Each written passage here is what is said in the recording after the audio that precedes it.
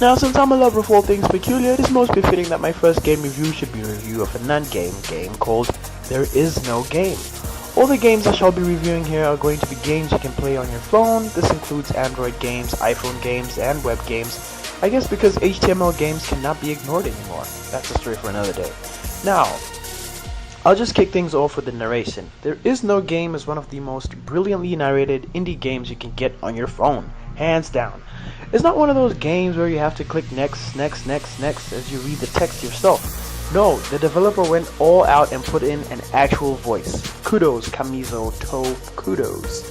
The narrator is constantly discouraging you from attempting to play the game any further. In fact, at no point does the narrator ever admit that the game has begun.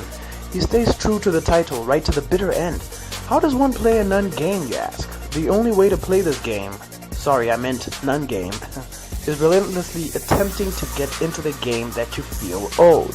After all, you went through the entire hustle of downloading it and giving it room in your phone or tablet, only to be told by a voice on a black screen that you might as well go watch TV or something, because there is no game. The graphics have a retro feel, which I'm a sucker for. I wish I could say more and perhaps talk about how each level has beautifully tailored environments and creatively crafted creatures that leave you breathless. Unfortunately, because this isn't a game, you shall not bump into any of that, since this is not a game. I'm glad it's free, and boy will you enjoy it. It's very easy to get stuck while attempting to play this non-game. For those of you who like a challenge, this is it. However, if you're not a fan of mental puzzles, you might not even make it past the title screen.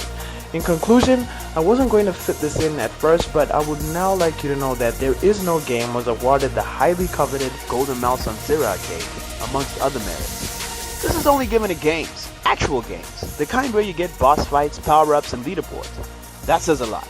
If that isn't impressive enough, how about the fact that this thing won Deception Jam? Enough said. It's time to reach for the stars. So we decided to give this game 3.5 stars.